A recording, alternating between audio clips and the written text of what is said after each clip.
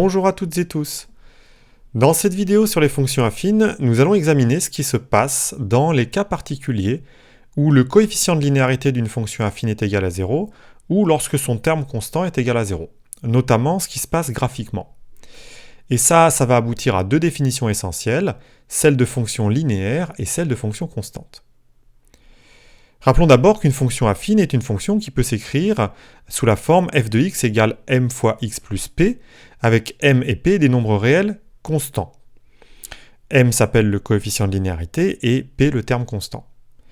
Ici, il est important de noter que quand on dit que m et p sont des nombres réels, on considère n'importe quel nombre réel, y compris, pourquoi pas, 0. Ensuite, rappelons également que la représentation graphique de n'importe quelle fonction affine est une droite. Le terme constant p s'interprète alors graphiquement comme l'ordonnée à l'origine de cette droite, alors que le coefficient m correspond à sa pente, comme nous l'avons déjà vu d'ailleurs dans une vidéo précédente.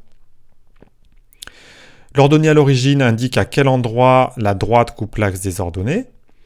Et pour ce qui concerne la pente, on a vu que lorsqu'on se déplace depuis un point quelconque de la droite, il suffit d'effectuer un déplacement de plus 1 suivant les abscisses, puis une variation de m suivant les ordonnées pour retomber sur un autre point de la représentation graphique.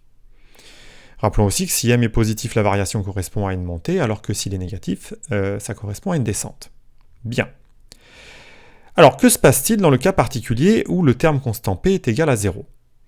Tout d'abord, en ce qui concerne l'écriture elle-même d'une telle fonction, eh bien, à ce moment-là, f de x est égal à m fois x plus p, puisqu'elle est affine, et comme p vaut 0, on peut donc écrire m fois x plus 0, autrement dit m fois x. Donc lorsque p vaut 0, la fonction peut s'écrire comme f de x égale m fois x. Ensuite, graphiquement, cela entraîne que l'ordonnée à l'origine est donc de 0, ce qui signifie que la droite représentant la fonction affine coupe l'axe des ordonnées au point d'ordonnée 0, autrement dit, l'origine du repère.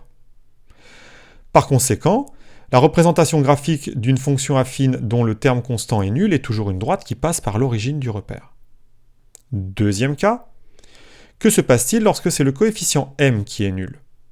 En premier lieu, l'écriture de la fonction sera donc de la forme 0 fois x plus p.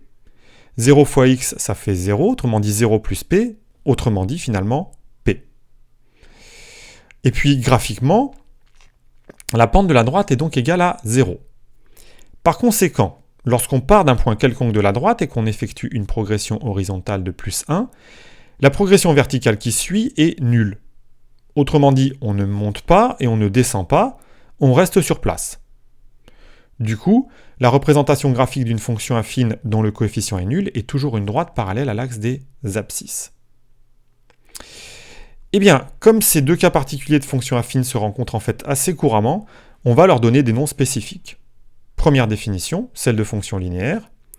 On appelle fonction affine linéaire toute fonction affine dont le terme constant p est égal à 0. Conséquence immédiate, comme on vient de le voir, une fonction est affine linéaire si et seulement si elle peut s'écrire sous la forme f de x égale m fois x, avec m un nombre réel constant. Deuxièmement, la représentation graphique d'une fonction affine linéaire est une droite qui passe par l'origine du repère. Deuxième définition, celle de fonction affine constante. On appelle fonction affine constante toute fonction affine dont le coefficient m est égal à 0. Et les conséquences, c'est que une fonction est affine constante si et seulement si elle peut s'écrire sous la forme f de x égale p, où p est constant.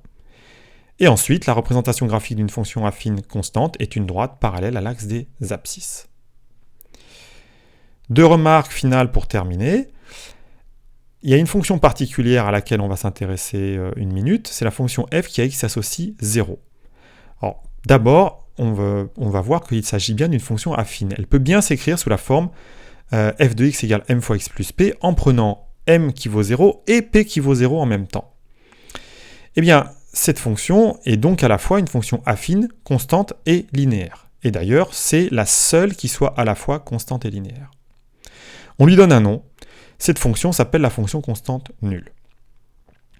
Enfin, on peut récapituler cette remarque et les conséquences énoncées précédemment à l'aide d'un diagramme très pratique qu'on appelle un diagramme de Venn.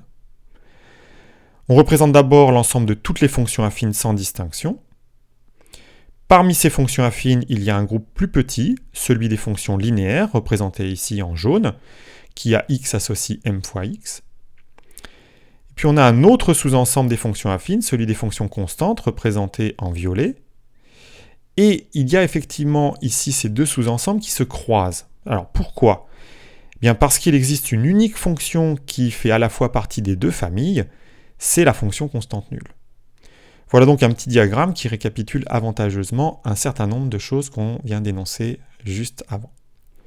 Voilà, j'espère que ça vous aura plu, et n'oubliez pas que la seule façon d'apprendre les mathématiques, c'est de faire des mathématiques. Au revoir.